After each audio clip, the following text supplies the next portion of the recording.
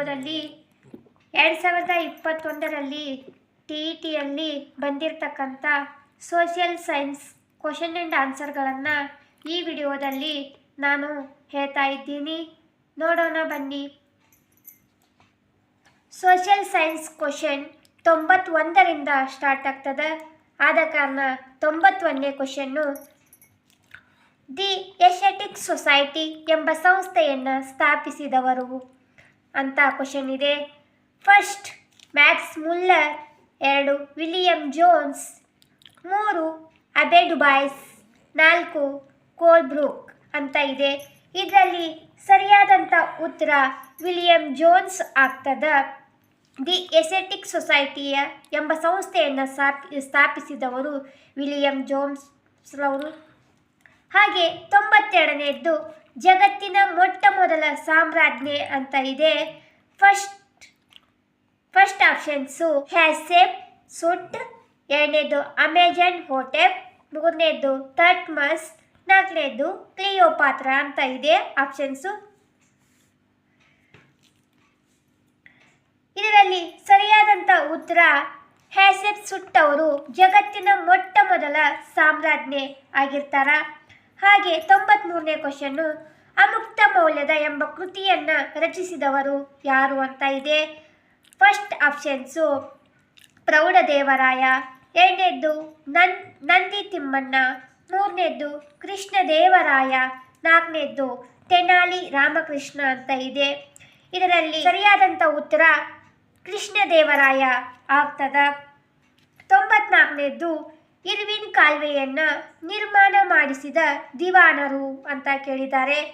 First options sir M Visvesvaraya, 2ನೇದ್ದು ನಾಲ್ವಡಿ ಕೃಷ್ಣರಾಜ ಒಡೆಯರು, 3ನೇದ್ದು 10ನೇ ಚಾಮರಾಜ ಒಡೆಯರು, 4ನೇದ್ದು ಸರ್ ಮಿರ್ಜಾ ಇಸ್ಮಾಯಿಲ್. ಇದರಲ್ಲಿ ಸರಿಯಾದಂಥ ಉತ್ತರ ಸರ್ ಮಿರ್ಜಾ ಇಸ್ಮಾಯಿಲ್ ಆಗ್ತದ. 95ನೇದ್ದು ವರ್ಧಮಾನ್ ಮಹಾವೀರರು ಜನಿಸಿದ ಸ್ಥಳ.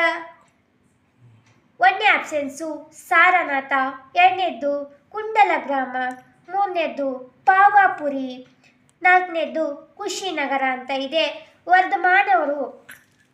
ವರ್ಧಮಾನ್ ಮಹಾವೀರನು ಜನಿಸಿದ ಸ್ಥಳ ಕುಂಡಲ ಗ್ರಾಮದಲ್ಲಿ ಅವರ ಜನನವಾಗ್ತದೆ.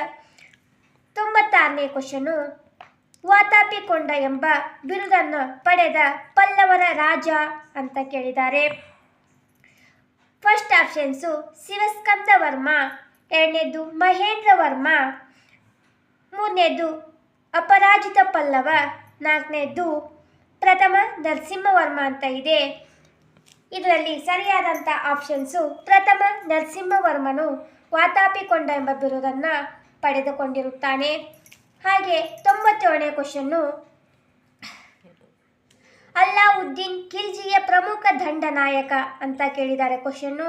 ಇದರಲ್ಲಿ ಬರ್ತಕ್ಕಂಥ ಫಸ್ಟ್ ಆಪ್ಷನ್ಸು ಘಾಜಿ ಮಲ್ಲಿಕ್, 2ನೇದ್ದು ಜಲಾಲ್ ಉದ್ದೀನ್, 3ನೇದ್ದು ಮಲ್ಲಿಕ್ ಕಾಫರ್, 4ನೇದ್ದು ಕುತುಬ್ದೀನ್ ಮುಬಾರಕ್ ಅಂತಿದೆ.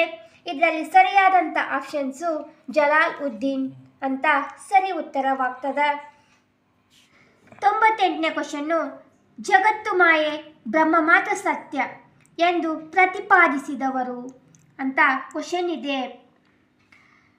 ಫಸ್ಟ್ ಆಪ್ಷನ್ಸು ರಾಮಾನುಜಾಚಾರ್ಯರು, 2ನೇದ್ದು ಮಧ್ವಾಚಾರ್ಯರು, 3ನೇದ್ದು ಶಂಕರಾಚಾರ್ಯರು, 4ನೇದ್ದು ಬಸವೇಶ್ವರರು ಅಂತ ಇದೆ. ಇದರಲ್ಲಿ ಸರಿಯಾದಂಥ ಉತ್ತರ ಶಂಕರಾಚಾರ್ಯರು ಈ ಮಾತನ್ನು ಹೇಳ್ತಾರ. ಜಗತ್ತು ಮಾಯೆ ಬ್ರಹ್ಮ ಮಾತ್ರ ಸತ್ಯ ಎಂದು ಶಂಕರಾಚಾರ್ಯರು ಪ್ರತಿಪಾದಿಸ್ತಾರ. ಹಾಗೆ 99ನೇ ಕ್ವಶನ್ನು, ಧಾಮ್ ಎಂಬ ಹೊಸ ಬೆಳ್ಳಿಯ ನಾಣ್ಯವನ್ನು ಚಲಾವಣೆಗೆ ತಂದವರು ಅಂತ ಕ್ವಶನ್ ಇದೆ.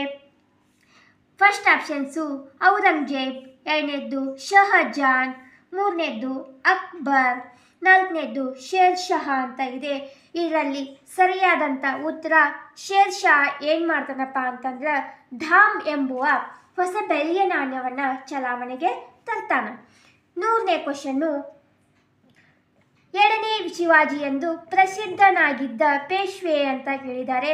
ಫಸ್ಟ್ ಆಪ್ಷನ್ಸು 1ನೇಯ ಬಾಜಿರಾವ್, 2ನೇದ್ದು ಬಾಲಾಜಿ ಬಾಜಿರಾವ್, 3ನೇದ್ದು 1ನೇಯ ಮಾಧವರಾವ್, ನಾಲ್ಕನೇದ್ದು ಬಾಲಾಜಿ ವಿಶ್ವನಾಥ್ ಅಂತ ಇದೆ.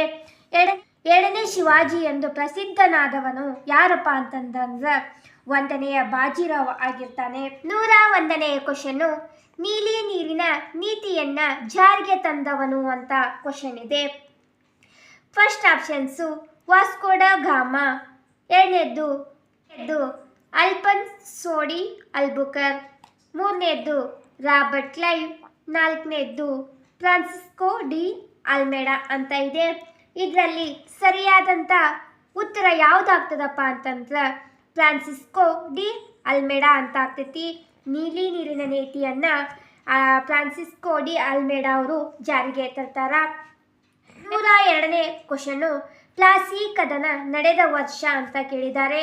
ಅದರಲ್ಲಿ ಫಸ್ಟ್ ಆಪ್ಷನ್ಸು 1764, 1757, ಮೂರನೇದ್ದು 1857, ನಾಲ್ಕನೇದ್ದು 1761 ಅಂತ ಇದೆ. ಪ್ಲಾಸಿ ಕದನ ನಡೆದ ವರ್ಷ 1750. ಇದಕ್ಕೆ ಸರಿಯಾದ ಉತ್ತರವಾಗ್ತದೆ. 3ನೇ ಕ್ವಶನ್, ಅಲೆಕ್ಸಾಂಡರ್ ರೀಡ್ ಜಾರಿಗೆ ತಂದ ಕಂದಾಯ ಪದ್ಧತಿ ಅಂತ ಕೇಳಿದ್ದಾರೆ.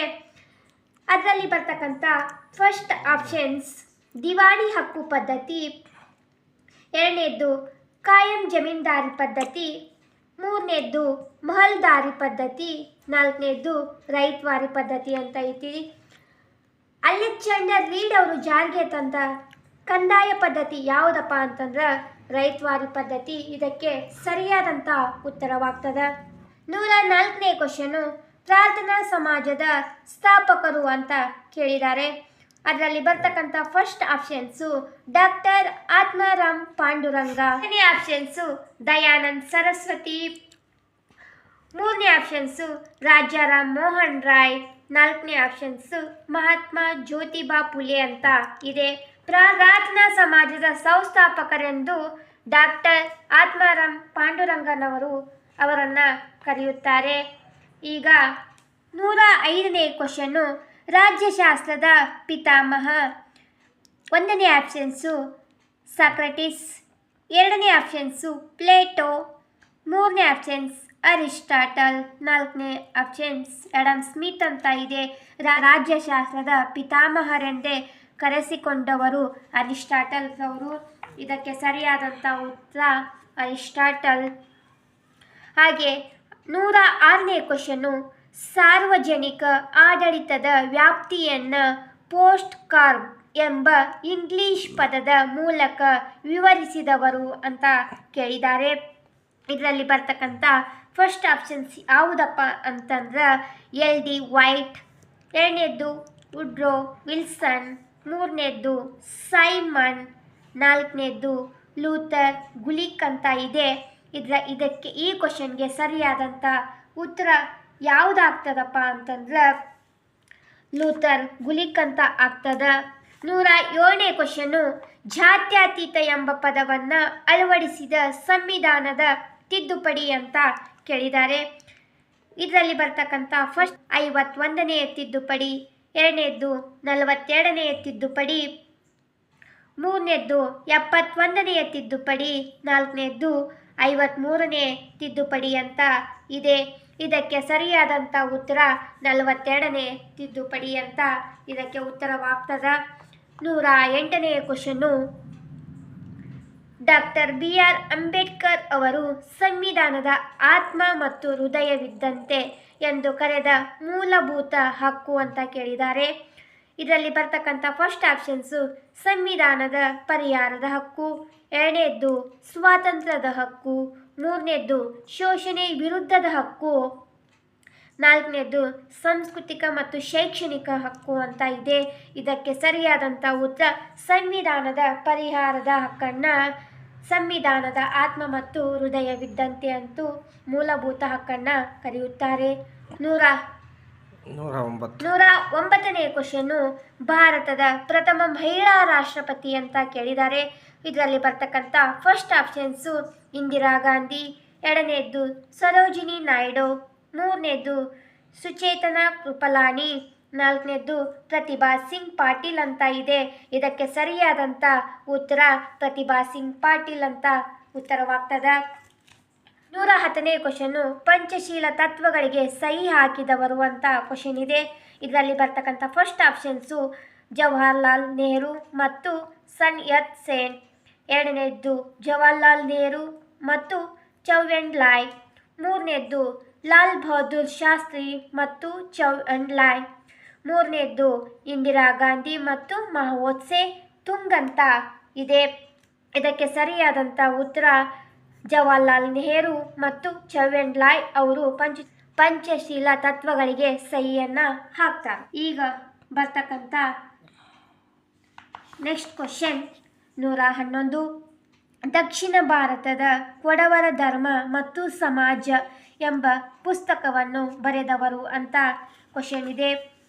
ಇದರಲ್ಲಿ ಬರ್ತಕ್ಕಂಥ ಫಸ್ಟ್ ಆಪ್ಷನ್ಸ್ GS ಗುರ್ರೆ. ಎರಡನೇದ್ದು C ಪಾರ್ವತಮ್ಮ. ಮೂರನೇದ್ದು AR ದೇಸಾಯಿ.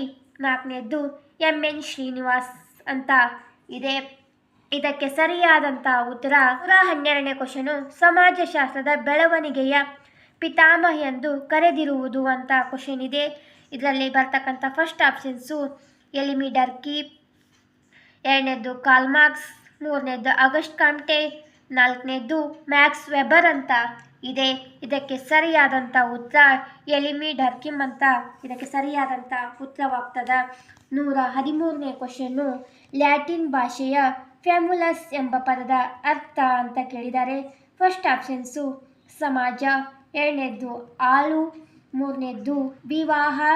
ನಾಲ್ಕನೇದ್ದು ಪಾಲನೆ ಮತ್ತು ಪೋಷಣೆ ಅಂತ ಕ್ವಶನ್ ಇದೆ.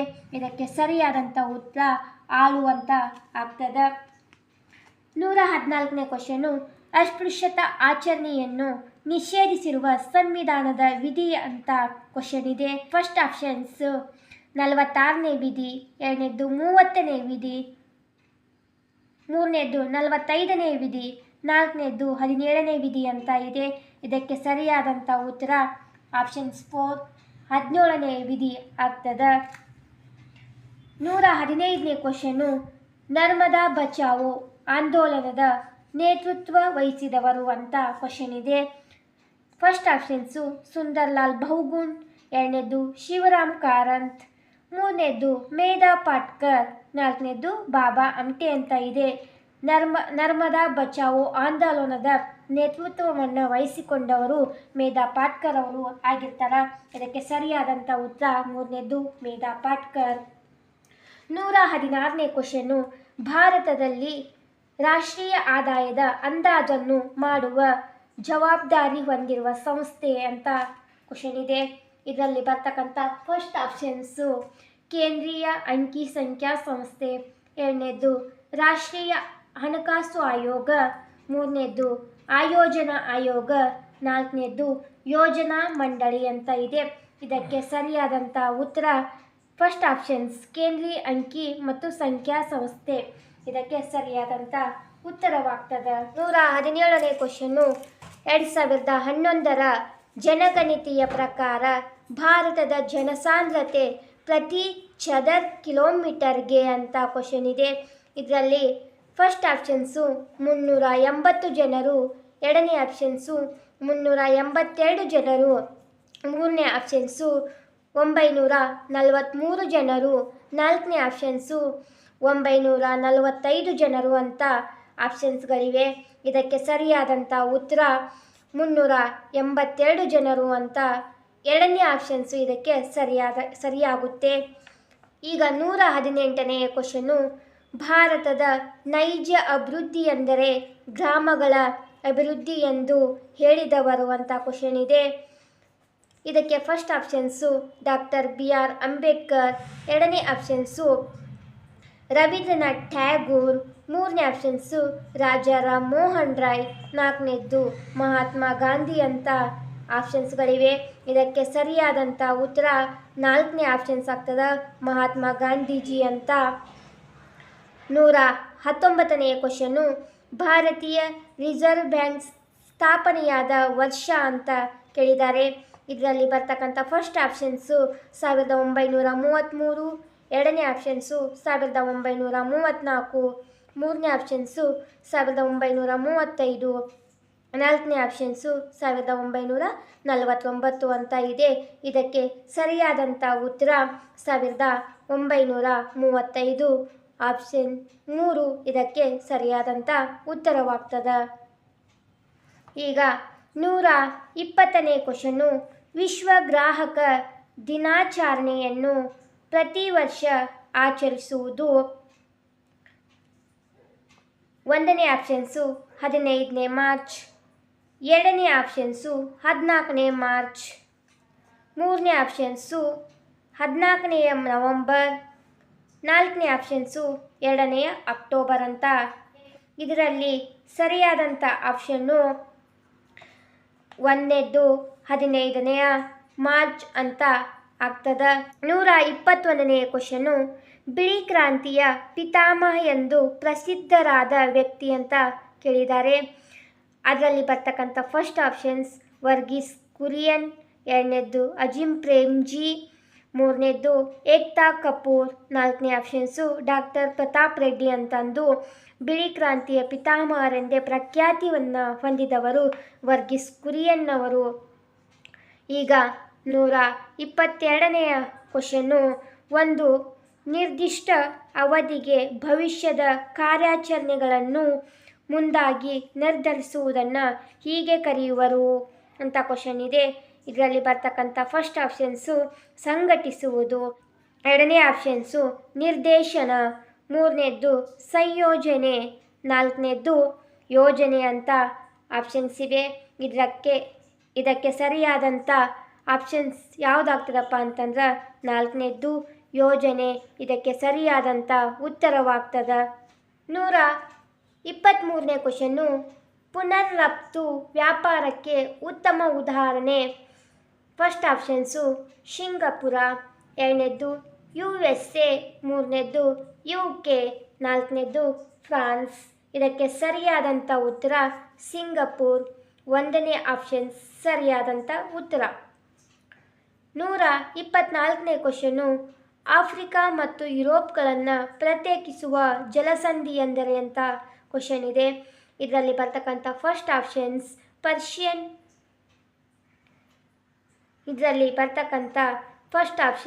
ಪರ್ಷಿಯನ್ ಜಲಸಂಧಿ, 2ನೇದ್ದು ಜಿಬ್ರಾಲ್ಟರ್ ಜಲಸಂಧಿ, 3ನೇದ್ದು ಬೇರಿಂಗ್ ಜಲಸಂಧಿ, 4ನೇದ್ದು ಹಡ್ಸನ್ ಜಲಸಂಧಿ. ಇದಕ್ಕೆ ಸರಿಯಾದಂಥ ಉತ್ತರ ಯಾವುದಾಗ್ತದಪ್ಪ ಅಂತಂದ್ರೆ ಜಿಬ್ರಾಲ್ಟರ್ ಜಲಸಂಧಿ ಅಂತ ಇದಕ್ಕೆ ಸರಿಯಾದಂಥ ಉತ್ತರವಾಗ್ತದ. ಈಗ 125ನೇ ಕ್ವಶನ್ನು, ಉಷ್ಣ ಮತ್ತು ಶುಷ್ಕ ಬೇಸಿಗೆ ಮತ್ತು ತೇವಯುತ ಚಳಿಗಾಲವು ಈ ವಾಯುಗುಣದ ಲಕ್ಷಣಗಳು ಅಂತ ಕ್ವಶನ್ ಇದೆ.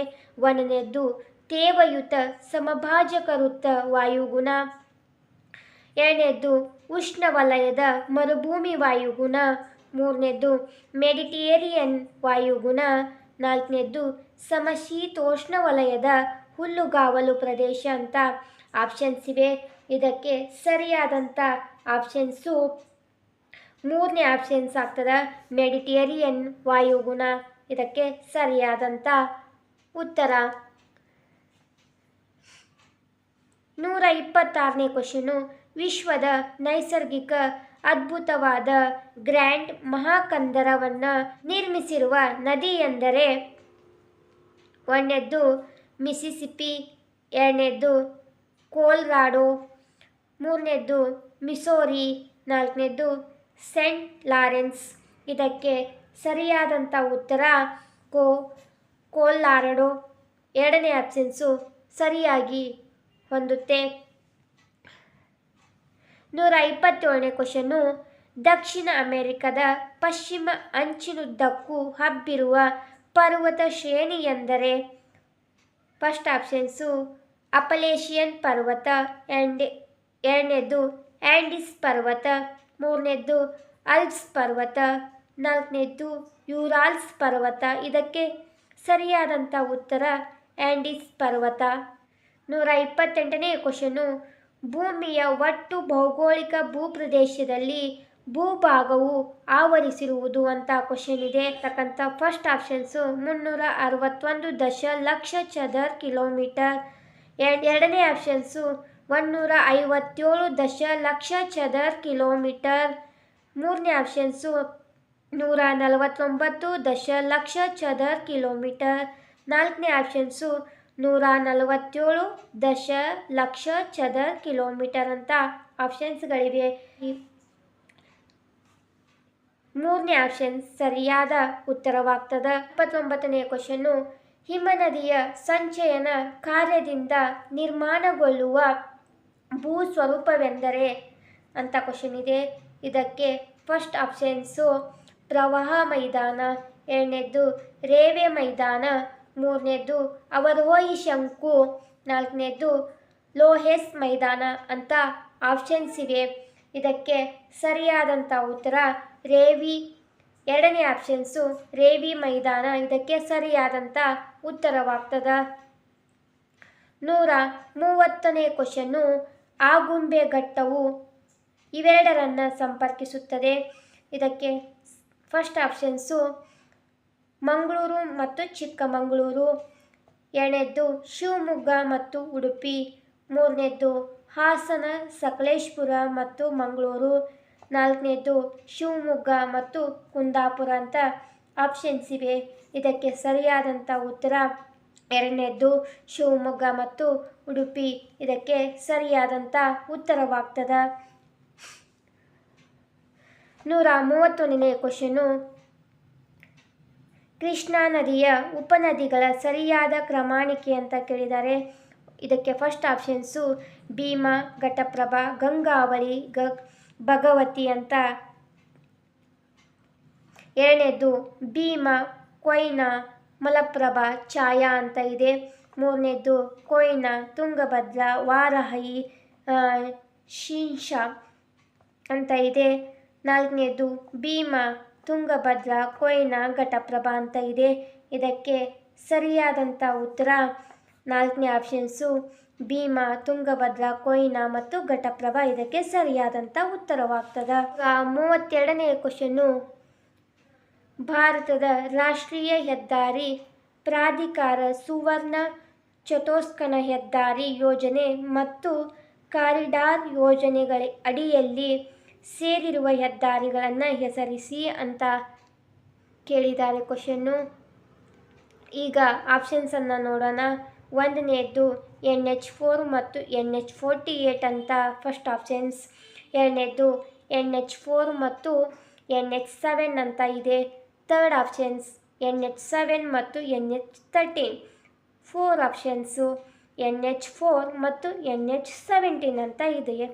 ಇದಕ್ಕೆ ಸರಿಯಾದಂಥ ಉತ್ತರ ಎರಡನೇದ್ದು NH4 ಮತ್ತು NH7 ಇದಕ್ಕೆ ಸರಿಯಾದಂಥ ಉತ್ತರವಾಗ್ತದೆ.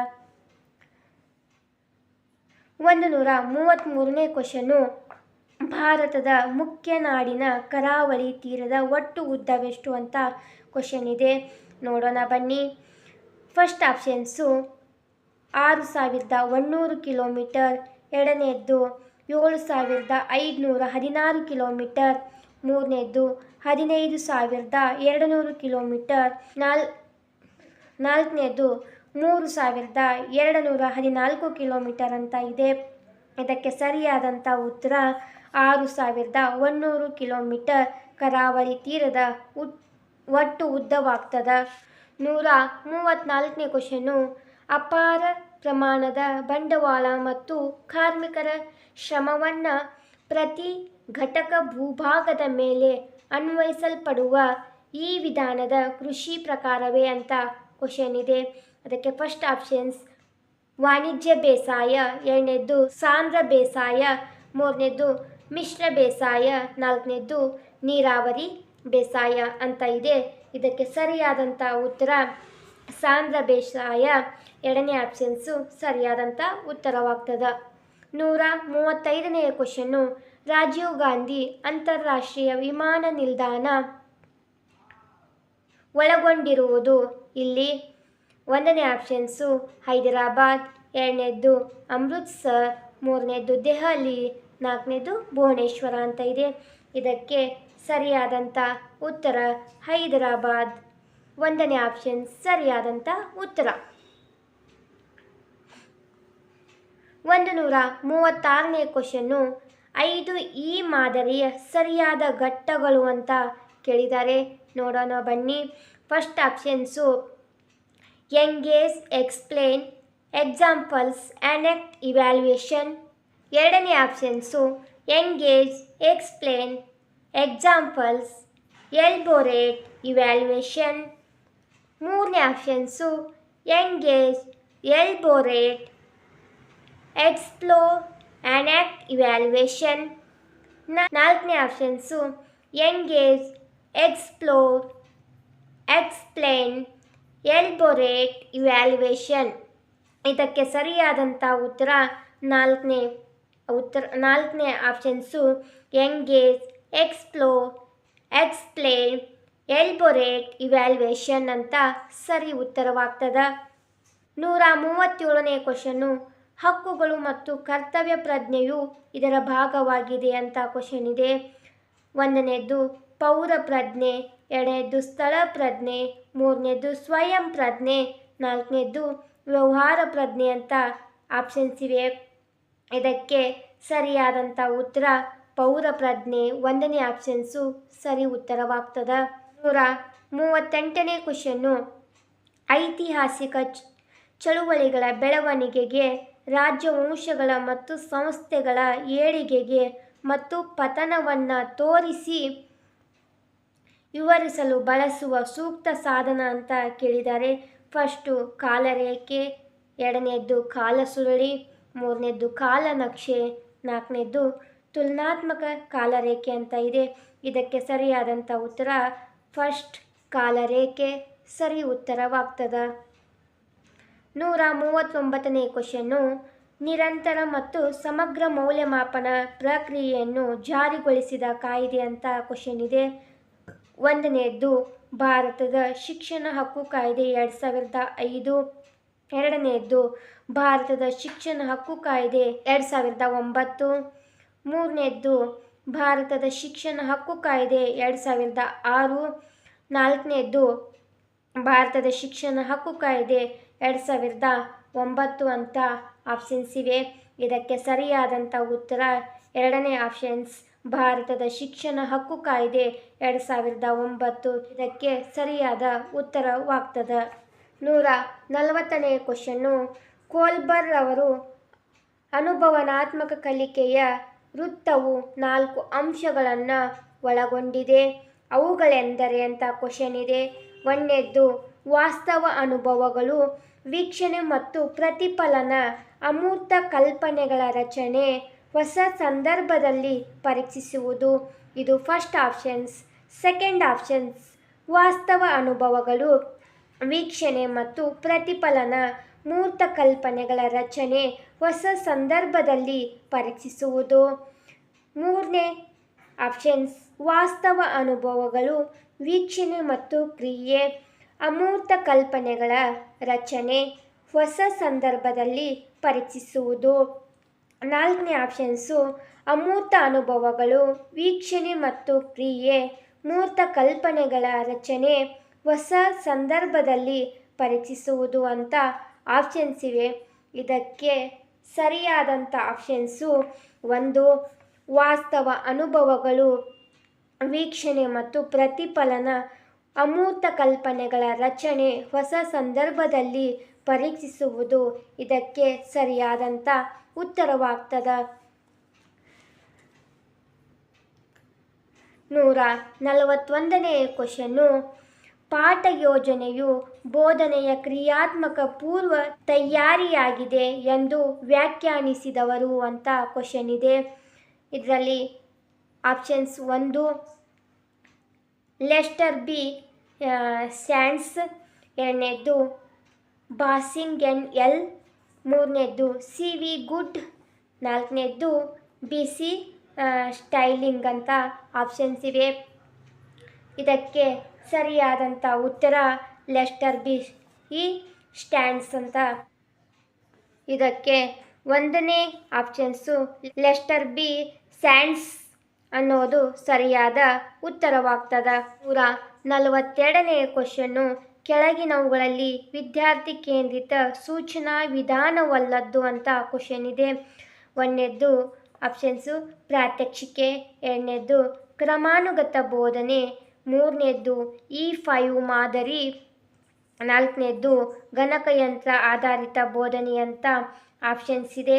ಇದಕ್ಕೆ ಸರಿಯಾದಂಥ ಉತ್ತರ ಕ್ರಮಾನುಗತ ಬೋಧನೆ ಅಂತ ಇದಕ್ಕೆ ಸರಿಯಾದಂಥ ಉತ್ತರವಾಗ್ತದೆ.